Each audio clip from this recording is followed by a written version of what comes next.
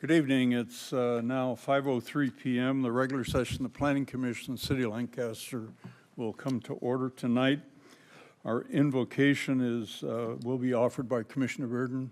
The pledge will be led by Commissioner Tufts. If you'd all please stand.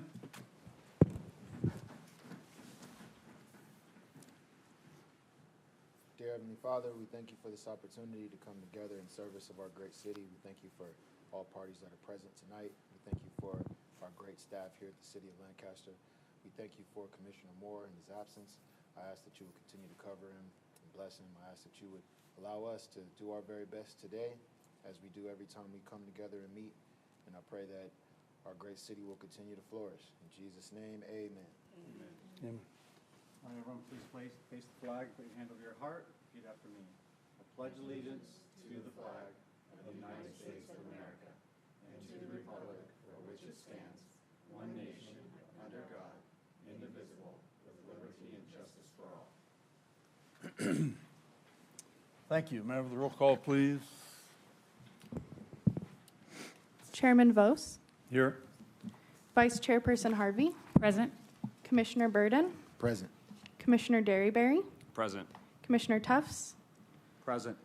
Commissioners Moore and Underwood are absent. We have a quorum. Thank you. Haven't seen Commissioner Underwood in quite a while. Commissioner Moore is still recovering from his lengthy illness. We do expect him back, though, hopefully in the next meeting or two.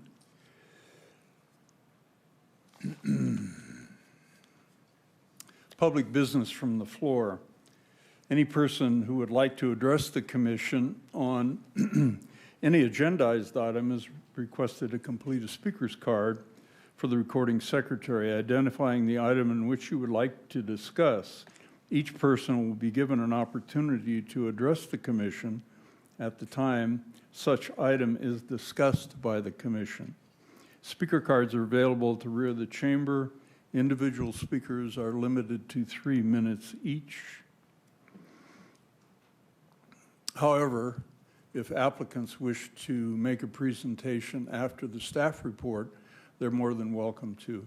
And typically, we offer them sufficient time to explain their project if there are questions from the commission relative to their project. For the record tonight, we've received a substantial amount of correspondence. This pile was just handed to me a couple of minutes before we started the meeting, for whatever it is. I, for one, don't appreciate paper dumps 5 minutes before the start of a meeting. However, the public is certainly welcome to communicate with us in whatever method they choose. We have 3 action items tonight. The first 3 public hearings tonight and 4 action items. The first action item is the minutes of the regular or special meeting of February 13th, 2023. May I have a motion, please?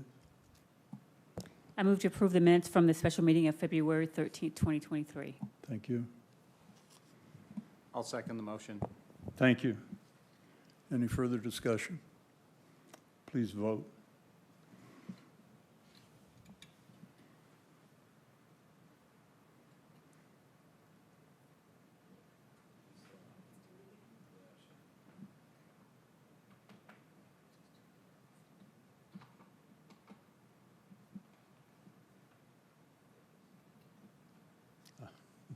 Motion passes 5-0 with 2 absent.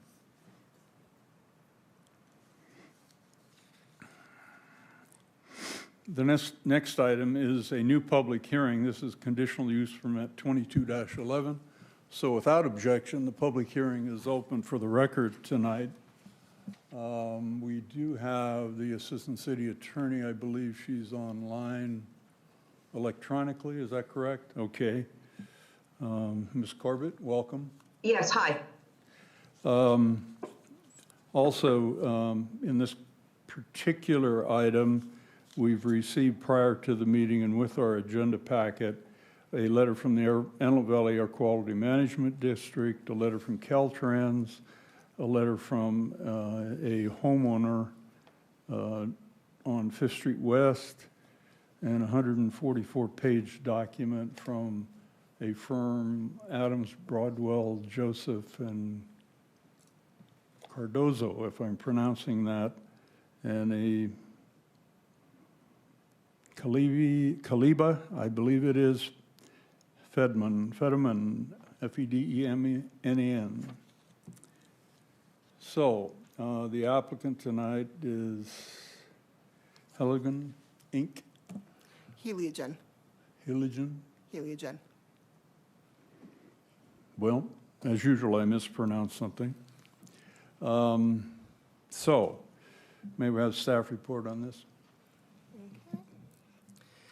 Chairman Vos and members of the Planning Commission, before you tonight is a conditional use permit for the expansion of the existing Heliogen Research and Development Facility. The project site is located at 431 East Avenue K4, which is a former city golf driving range. The project site is within the boundaries of Phase 1 and Phase 2 of the Lancaster Business Park Specific Plan, which has an underlying zoning of light industrial. This zoning permits a variety of research and development activities. In 2019, the city leased the property to the applicant for solar and alternative energy research and development. The city approved the installation of a 55-foot tower and a small PV solar concentrating solar field, along with the use of the existing parking lot and buildings for office space. The previously developed areas can be seen on the site plan. And where's my pointer? There we go, I think. So you have the existing buildings, you have the concentrating solar there, and some PV solar up there, and a tower along Avenue K4. The proposed expansion of the existing R&D facility would allow for the installation of equipment on the site to conduct additional testing operations. This includes an additional 400 solar panels to generate approximately 100 kilowatts of electricity, installation of a second 55-foot tower adjacent to the existing tower, hydrogen production, processing, storing, and dispensing equipment, and synthetic fuel production and storage.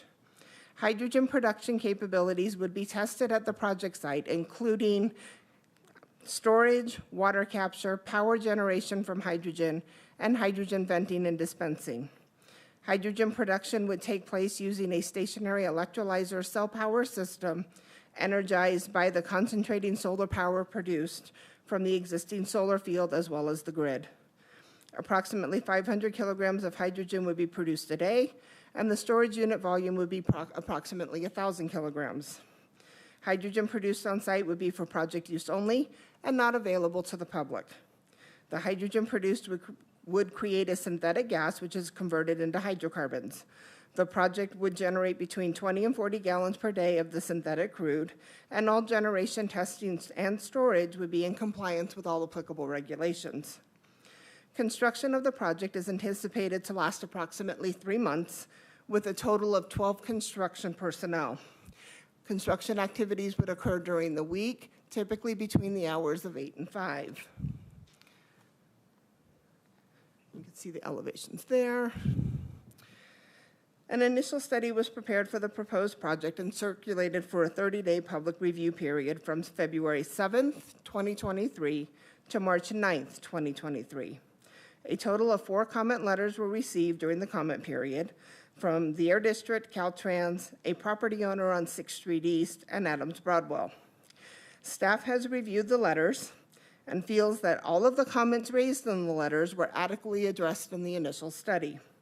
Additionally, copies of the comment letters were provided to the commissioners with their packets on Thursday. At 4:15 today, a second letter from Adams Broadwell was received stating that because the initial study was not revised and because the staff report does not talk about the letters received during the comment period, that obviously we had not considered or evaluated the comments received. That is incorrect. Staff reviewed all of the comments and all of the letters, and as previously stated, fields were adequately addressed. Staff recommends that the commission adopt resolution number 2305, approving CUP 2211. I am available, as well as members of the applicant's team, to answer any questions that you may have. Thank you. Members may have some questions. Any? We have speakers cards on this, as well as the applicant is present. The applicant is present, and there is one speaker card. And say again? There is one speaker card on this item. Oh, okay. So if the applicant would care to address us, they're certainly welcome to. Not obliged to, but you're certainly welcome to. So I believe you can come up to the podium if you want to address the commission. Right up to the podium. Speak with your outside voice. Chairman Bose and members of the commission, on behalf of, my name is Yantine Shizuru, and on behalf of Heliogen, I just wanted to thank you for your consideration of our application, and I also wanted to thank the staff. They've been incredibly helpful and great to work with, as I'm sure you already know. The project site in question has been an integral part of our business, not only for our research and development endeavors, but also to demonstrate to our stakeholders what exactly it is we do here at Heliogen. In addition to everything that Jocelyn's presented, I just wanted to highlight that one of the items we're requesting in the application is the production of green hydrogen. And although it's at a relatively small scale here at our demonstration facility, it is really our hope that this is a stepping stone to be able to construct larger commercial scale green hydrogen projects in the city. We've been very grateful to work with the city over the last couple of years, and I think in being able to perform this testing, we hope that we can contribute to this larger scale innovative hydrogen community that I think is forthcoming in the city. So again, thank you for your consideration, and we're happy to answer any questions you might have. Thank you. There may be some. I actually do, Chair Vos. I did want to find out if you've addressed in the stack of papers at the end of life of the program or project, what's the idea as far as decommissioning for whatever's left over? And I have our Vice President of Operations, Joe Long, here, so I'll pawn that one off to him. Hi, good evening. No, that's an excellent question. Within the project document, we did not specifically address mitigation at end of life. However, it's a relatively simple, straightforward project to mitigate. You'd have to look at the specific technology, and it's basically steel mirrors and concrete, and all that would have to be removed. But it's not a tremendous amount relative to the size of the site. And I guess this question is more for staff. So is that at the expense of the developer, or? It is at the expense of the developer. At the end of life, they would be required to remove their technology from the site, very similar to what we require of solar developers. Right, okay. All right, thank you. I do have a question also, kind of in line with the last. So remediation of the site, when you clean up, is there going to be an environmental study on the site as well for the cleanup? Typically, that's not required, but they would be required to return it to the city under the terms of their lease and the condition in which they found it. Okay. And then another thing here, it uses water, correct, to create the hydrogen.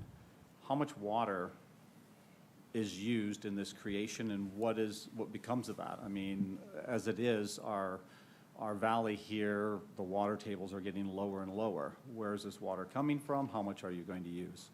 Sure, excellent question. So the water is basically coming from the domestic supply that we have that was pre-installed when we took possession of the site. The volume for the amount of hydrogen that we're anticipating generating is about 1 gallon per minute. It's truly a minimal amount. We would actually probably wind up using more for just domestic use than we would for the hydrogen itself. That's the straightforward answer I can give you. The technology basically takes the water, breaks it into hydrogen, and oxygen. The oxygen is not retrievable, so we vent that to the atmosphere. The hydrogen is captured, compressed, and then stored. So 1 gallon a minute total for that entire site is what you're looking at Specifically for the hydrogen generation. Right. Okay. All right, thank you. That's all I have. Thank you. Chairman Vos, I have one question related to the decommissioning of the project. Are they required to post a bond, or what kind of surety do we get for the? They have a lease with the city regarding the property, so they are required to turn it over. I don't know what the terms of their lease with economic development is, but from a planning standpoint, no, they are not required to post a bond.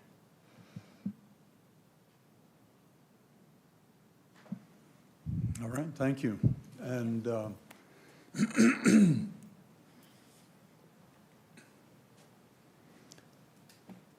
all right, do we have a speaker on this, you said? Yes, we have a public speaker. I believe her name is Kayla Fetterman. She'll be speaking on behalf of Citizens for Responsible Industry. I wasn't sure if it was a miss or a mister, so I didn't recognize the first name. That's not one we see very often. Yeah. Welcome. Thank Ms. you. Fetterman. Good evening. My name is Kalila Fetterman on behalf of Citizens for Responsible Industry. As you mentioned, we submitted comments ahead of tonight's hearing and on March 9th, which provide substantial evidence demonstrating that the mitigated negative declaration prepared for the project by the city fails to comply with CEQA. First, the staff report fails to discuss or respond to any comment letters submitted by members of the public and by public agencies on the MND, including the comments of Citizens and its 3 expert consultants who identified significant unmitigated air quality, public health, biological resources, and noise impacts. You do understand what a public hearing is for. That's what this commission does, is we take input from the public. We also receive written correspondence, which we've all reviewed prior to this meeting, and we can certainly make our decisions based on the input we've received. Certainly. So please proceed. Can you pause my... Please proceed. Okay, thank you. The staff report fails to discuss any of the comments, and CEQA requires that a public agency consider all public comments on the MND before approving the project.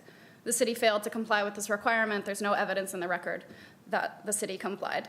The record before the commission is therefore substantially incomplete and lacks the substantial evidence necessary to support project approval. Second, our experts provided the city with substantial evidence supporting a fair argument that the project may result in numerous significant environmental impacts requiring preparation of an environmental impact report. For example, the project is likely to result in significant air pollution emissions from fugitive dust, particulate matter 10 and 2.5 that are not adequately mitigated. The project may also result in significant health risk impacts from valley fever impacts from project construction, which remain significant and unmitigated. The mitigation measures in the MND and the staff report do not fully mitigate the air emissions and public health impacts. Project operation will also generate, store, transport, use, and dispose of hazardous materials, including hydrogen gas and synthetic crude. Hazardous materials expert Dr. Phyllis Fox concludes that leakage of these materials during project operation may result in fires and explosions, resulting in a significant risk of upset, but the MND failed to conduct a risk of upset analysis in violation of CEQA. Our biologists concluded that the project may result in significant risk of injury and death to migratory bird species who collide with project components. The MND fails to disclose or mitigate these impacts. The MND also fails to analyze or mitigate the significant noise impacts to neighbors at the Sienna Heights apartments across the street from the project site. The Planning Commission cannot make the necessary findings to approve the MND or the project's conditional use permit due to the project's significant unmitigated human health and environmental impacts. We urge the Planning Commission to continue tonight's hearing and remand the project to staff to prepare an EIR which properly discloses and mitigates the project's impacts. Thank you. So thank you for your comments. That's basically you read us the letter you sent us, right? Yes, it's the same Thank points you. raised in So, our letter. We've read it, and we appreciate your comments. So you're suggesting that staff failed to consider your correspondence in their written staff report as a principal element of your comment. Is that correct? Yes, the comments Thank submitted. you. Thank you. Yes, It's a yes or no question. I don't need an explanation. I'm trying to get facts here. You do understand on a mitigated neg deck that public comments, written comments, and other comments are not necessarily required to be in writing back to the commenter. You do understand that, Ryan? Yes, but Okay, thank you. they must be considered. Thank you.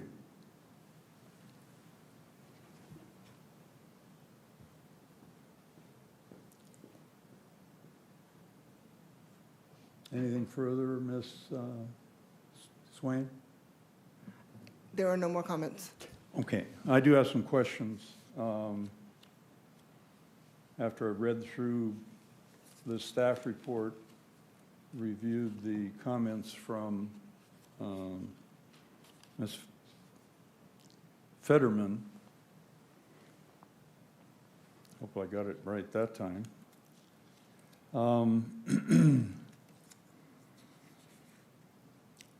On the staff comment side, under the conditions, condition 24, it talks about a grading permit, which is a standard condition we typically see on every project.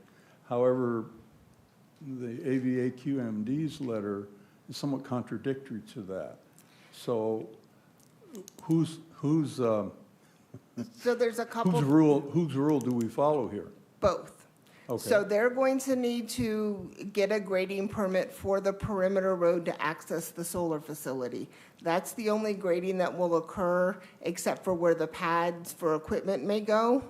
The solar fields, the solar panels they're putting in, those don't require grading, and the city has long not permitted mass grading of the site.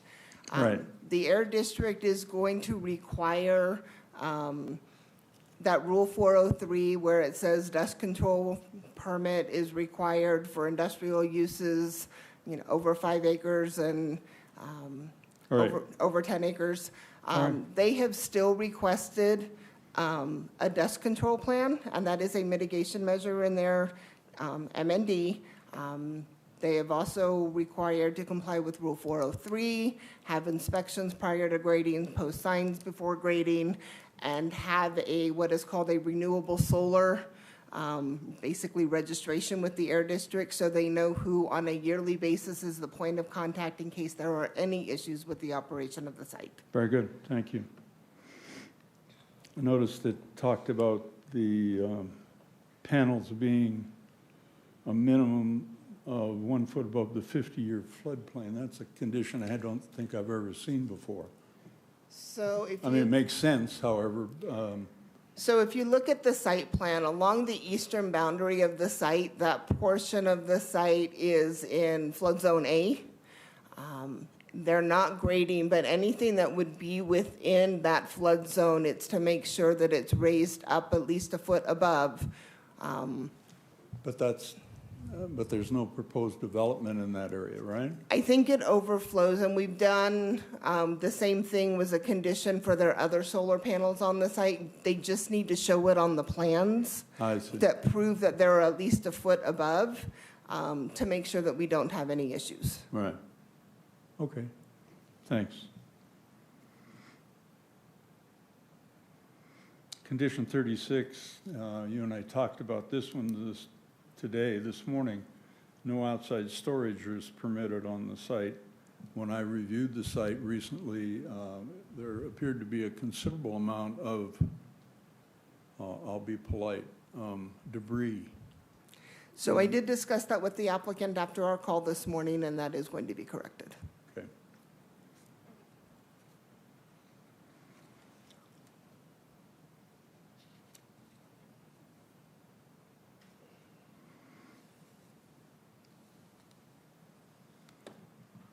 The screen walls, currently there's a 10-foot high chain link fence with some sort of fabric screening the project.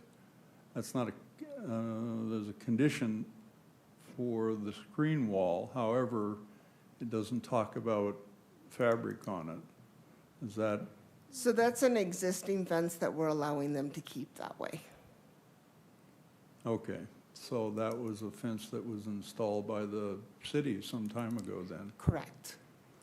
What about the entrance fence and what I would consider temporary construction fencing around the parking lot? Was that installed by the city as well? The temporary construction fencing around the parking lot was not that I'm aware of. That should be open. Okay. It needs attention.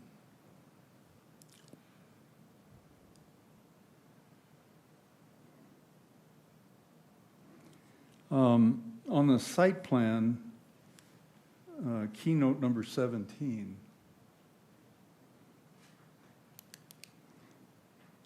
it talks about 6 300-foot storage tanks. Not 300 foot. 300, it's cubic feet of storage, not a 300-foot tall. Sorry. Well, I'm just saying what it says. Does it say foot? Or does it say cubic? I think it says cubic foot.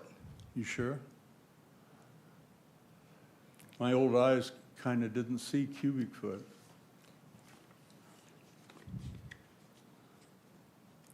I can guarantee you it's not 300 feet tall. See, you can't see it either. Okay, good. Then I don't feel so bad.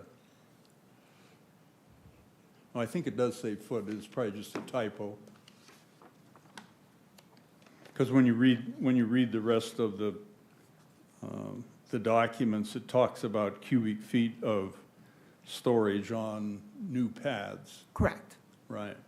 So how big is a tank that holds 600 or 300 cubic feet of hydrogen? What would it approximately be the size? Would it be bigger than a bread basket? I mean, you know? That would be my assumption, but I'm going to defer that to the applicant. Maybe you could share that with me if you know. Welcome back. Thank you, thank you. I'm afraid I cannot tell you how big that tank is. 300 cubic feet of hydrogen is not a significant amount of hydrogen. But it would be relative, I mean, to put it, just to give you a perspective, it's not 100 feet long. It's probably 10 feet long, 4 feet in diameter, something on the order of that. So it would be similar to a ground-mounted storage tank one might see in a rural setting where propane, for instance, would be stored. Very much so, yes. Very similar? Yep. Okay. Thank you. I may have other questions if you may want to wait.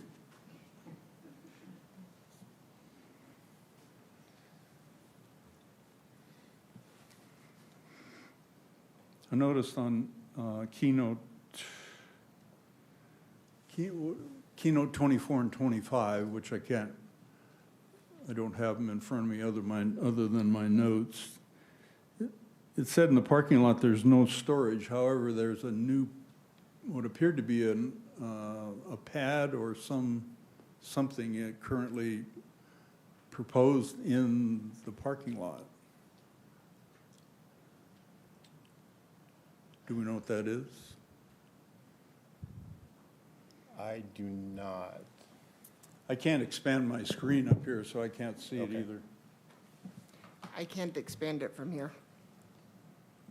Anyway.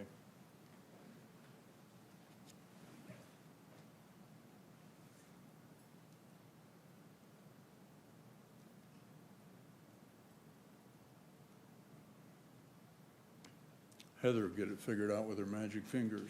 Thank you.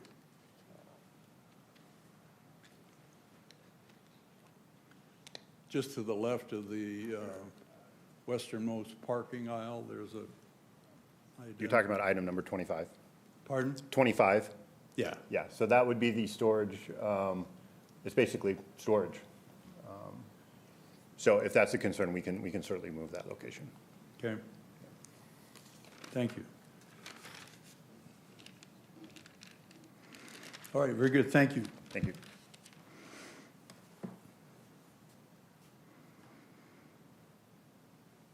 So in the initial study, Ms. Swain, you talked about, it talks about the sensitive receptors immediately to the west and north. Immediately to the west are buildings, industrial buildings occupied by various businesses and others, which, Correct. So if you look at this is the overall site plan. So Right. most of the work is going on right here. So to the north and then to the west of the project site is the apartment complex. so to the north is an apartment complex screened on the perimeter of this project by freestanding garages, driveway, and then the structures, the apartment Correct. structures, right? This, and there's a block wall here. Yeah. Well, it's a block wall, and then there's the perimeter chain link fence. Correct. But there's a 5 to 6 foot perimeter wall around the north and west side of the site, right? Correct. And then you have the drive aisles, garages, and then the apartment complexes, Okay, or apartment buildings. all right.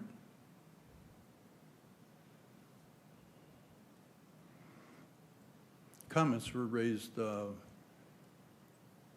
about biological impacts, particularly birds. Most of the comments related to commercial-grade solar facilities, as I read them. And typically comments we see from law firms that represent unions, laborers, and electricians, and MEP sort of folks, right? Correct. Okay. There are no biological resources directly on site. You have perimeter trees. You also have landscaping through the parking lot and surrounding the buildings. None of that is being removed or disturbed. As you can see where the development is actually going, it's either paved or it's bare dirt. There is nothing there. All right, thank you.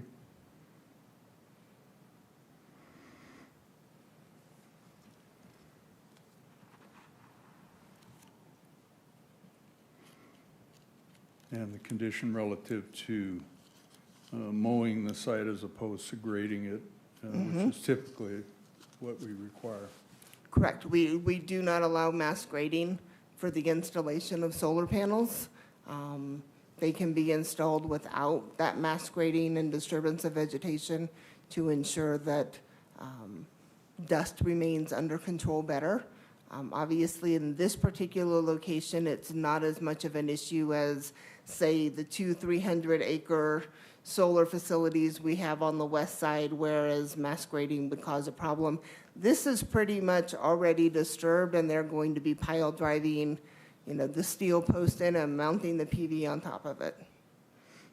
Well, some of the facilities out there are There's still some ground. are not ground mounted, they're mounted on the ground on some sort of concrete forms as opposed to driven in the soil. At least that was my observation. I could be wrong, of course. That brings up an issue on, before I get to it, hazardous materials and the risk of upset. As I understand it, that would be whatever potential hazardous materials are generated on site. And as near as I can tell, that's about, 50 gallons of a petroleum product, what I used to call crude oil. Essentially, yes. Okay. All hazardous materials utilized or generated on site would be required to comply with all applicable regulations and fire department permits. So there's nothing unique about the disposition of those types of materials for this site or any other small operator within that business park, for that matter. That would be correct. And there are likely other operators within the business park who use a variety of materials in their day-to-day operations Yeah, also. they definitely do.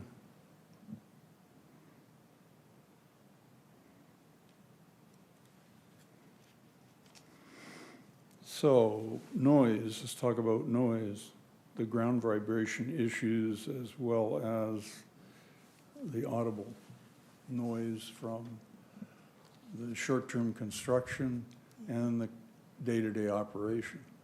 So there was a noise report that was prepared for the site that dealt with construction and operation I read it, yeah. and vibration, and it determined that there were no significant noise impacts to any of the uses in the surrounding area. This was based on noise monitoring that was conducted on the site, in addition to inclusion of the types of equipment that they would be using for construction, and it was determined that impacts would be less than significant. Well, it's well under the 80 dB threshold for short-term, right? Correct.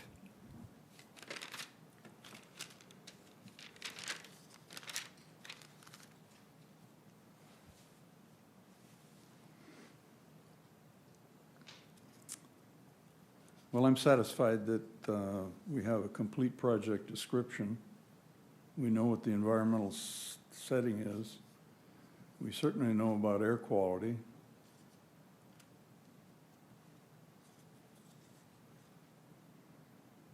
Clearly addressed the valley fever issue, which has been a standard that this commission had pursued to have. That is correct. That mitigation measure was developed in conjunction with this commission and Los Angeles County Department of Public Health and has been included in all development projects. However, it's not the one written for Monterey County or San Luis Obispo County. That is correct. It is It's written specifically It's for one Los Angeles County. Specifically for the city of Lancaster. So the claim that the air quality is unmitigated is, from my point of view, is, I won't call it rubbish.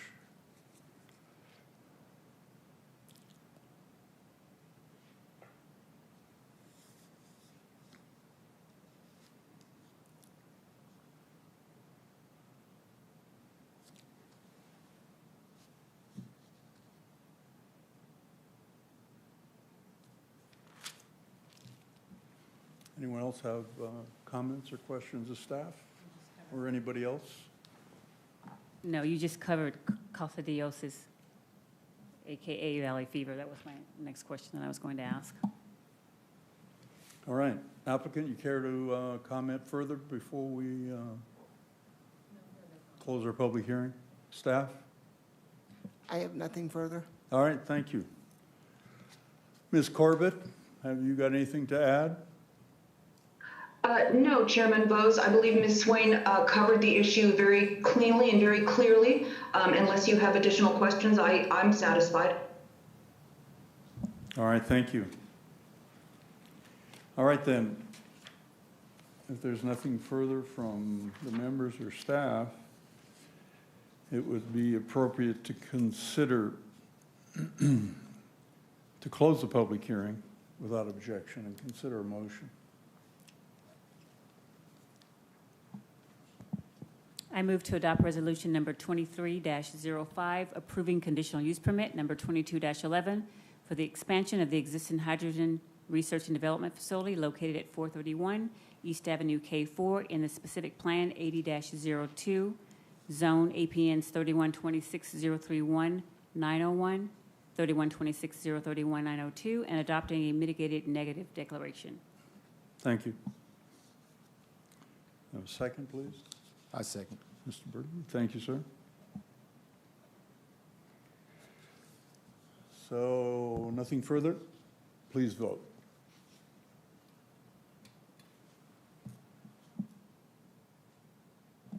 Motion passes 5-0 with 2 absent. Well, good luck on your project, or continued project, I guess we'd say. All right, the next item is a new public hearing on tentative tract map number 82777. So without objection, we'll open the public hearing on this matter. Ms. Swain, it's you again. Lucky Chair- you. Chairman Vos and members of the commission, before you tonight is tentative tract maps 82777. This is a map for the subdivision of approximately 10 acres into 36 single-family lots at the southwest corner of 65th Street West and Avenue J8. The initial study was circulated from February 7th to March 9th, 2003. Comments were received from CDFW, Caltrans, and the Air District. All of those comments are routine, and the issues have been addressed in the initial study. Staff is recommending approval of this project and adoption of resolution number 23-06 and the mitigated negative declaration. I am available to answer questions, and the applicant's representative is also available. All right, thank you. Members, any questions of staff? No? The applicant is here. They're certainly welcome to comment if they choose. They're not obliged to. Mr. Malik, how you been? Good. Good evening. Good evening, Chairman and Commissioners. Carl Malik with David Evans and Associates. We prepared the tentative map, and I'm available if you have any questions. Very good, thank you.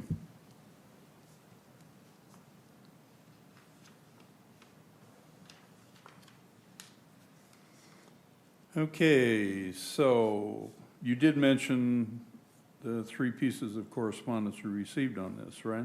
Correct. Okay.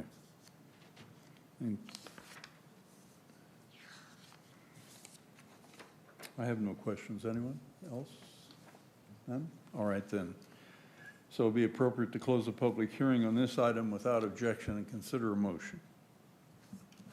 There are no public speakers for this item either. What's that? There are no public speakers?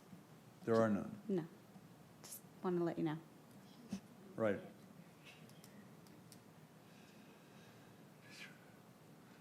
I know my place. Sorry, I should have asked for that. Thank you. I'll make a motion that we adopt resolution number 23-06, approving TTM 82777 for the subdivision of the subject property into 36 single-family residential lots in the R7000 zone located at the southwest corner of 65th Street West and Avenue J8, and adopting a mitigated negative declaration. Thank you. I will second the motion. Thank you. Anything further for members? So, please vote.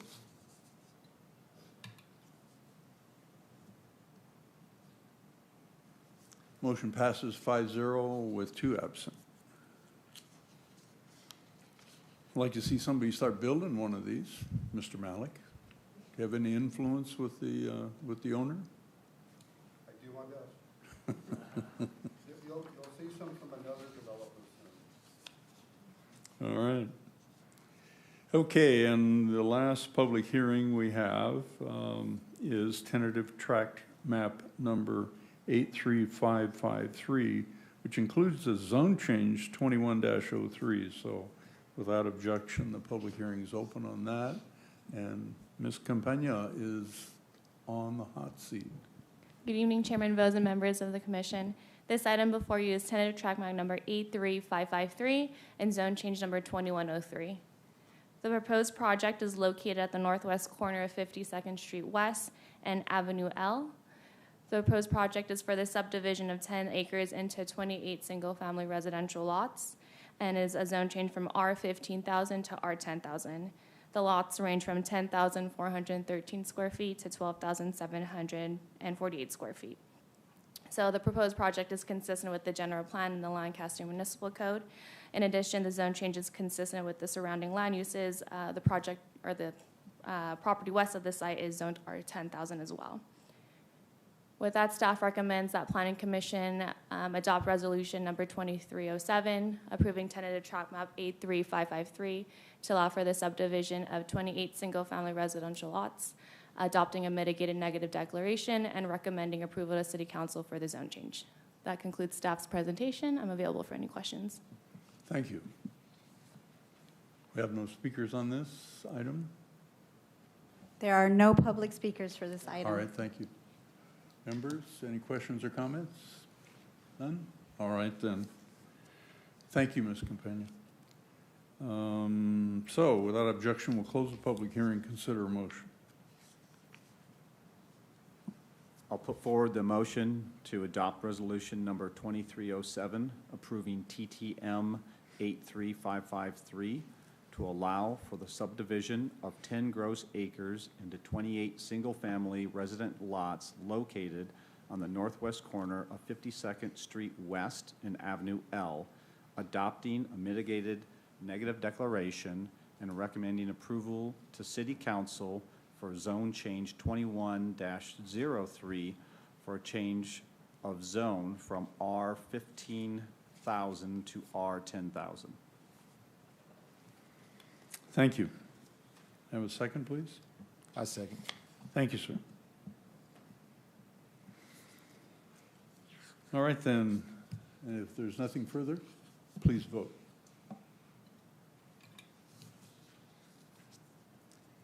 Motion passes 5-0 with 2 absent. So another project that needs to get constructed. Good luck. All right, then, that concludes our action items for this evening. Community Development Director announcements. Ms. Swain. I do not have any announcements at this time. All right, very good, thank you. Members, anything to add this evening? Do appreciate all your effort on that initial study, Ms. Swain, and the thoroughness of your efforts in responding to Thank us you. and preparing the information so we can make informed decisions, particularly on that. However, I stated before the meeting, maybe I stated it during the meeting, and I'll state it at the end of the meeting. It makes no sense to me as a decision maker to be expected to review something that's handed to us 5 minutes before a meeting is started. I mean, it's a game. It's a paper dump game, and it's played by folks that they're only interested in is extracting something from the applicant or from the agency. And it's usually money or a project labor agreement. It's ridiculous. We know what the game is, at least I do. So that's my comment, not directed at anybody, just my comment. So, we have any public business from the floor and non-agendized items tonight? Anyone wishing to speak to us on non-agendized items? You're certainly welcome to come talk. No? All right. Okay, then, we stand adjourned to our special meeting of April 10th at 2023 here in this chamber at 5 p.m. Thank you again for all your work.